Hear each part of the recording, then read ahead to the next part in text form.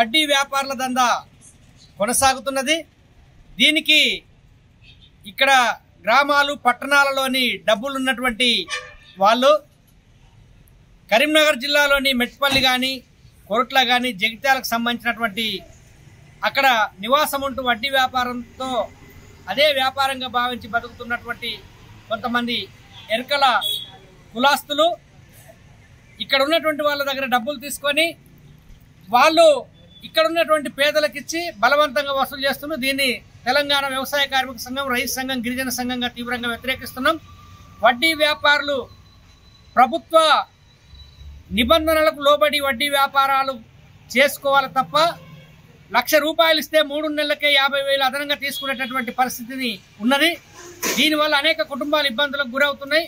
గ్రామాలలో ఏదైతే కరీంనగర్ జిల్లాకు చెందినటువంటి ఎరకల కులాస్తులు వచ్చి బలవంతం చేసినట్లయితే అడ్డుకుంటామని చెప్పి మేము హెచ్చరిస్తున్నాం.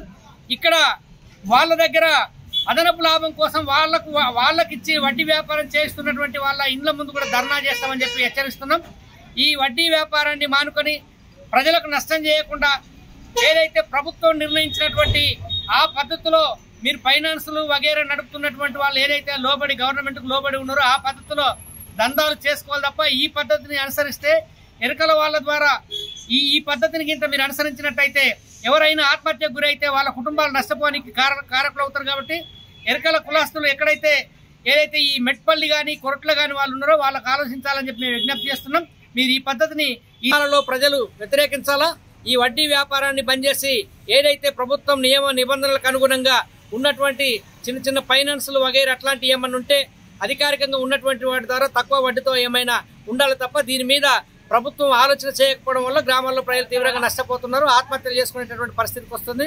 వారం చిట్టి పేరిట, నెల చిట్టి పేరిట ఈ పద్ధతిలో చిట్టీలు కూడా నడుపుతున్నారు. దీనివల్ల ప్రజలు నష్టపోతున్నారు. ఏదైతే పేదలు అప్పటి అవసరం కోసం తీసుకున్న తర్వాత ఆత్మహత్య చేసుకునేటటువంటి దాకా వస్తున్నది. కాబట్టి ప్రధానంగా ఈ కరీంనగర్ నుండి వచ్చి ఎరకల కులాస్తులు మేము కులాన్ని కించపరచట్లేదు, అక్కడి వాళ్ళు ఇక్కడ వ్యాపారం చేస్తున్నారు, ఇక్కడ ఉన్నటువంటి ఎరకల వాళ్ళు ఎవరు వ్యాపారం చేయట్లేదు.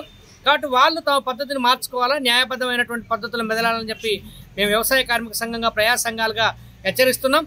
గ్రామాలలో పేదలు కూడా ఆలోచించాలా. మీరు తీసుకునేటప్పుడు బాగుంటుంది, ఇచ్చేటప్పుడు మాత్రం డబ్బులు అందక ఆత్మహత్య చేసుకునేటటువంటి పరిస్థితులు దాపురించినాయి. కాబట్టి మా దృష్టికి వచ్చింది కాబట్టి మేము ప్రజానీకానికి తెలియజేస్తున్నాం.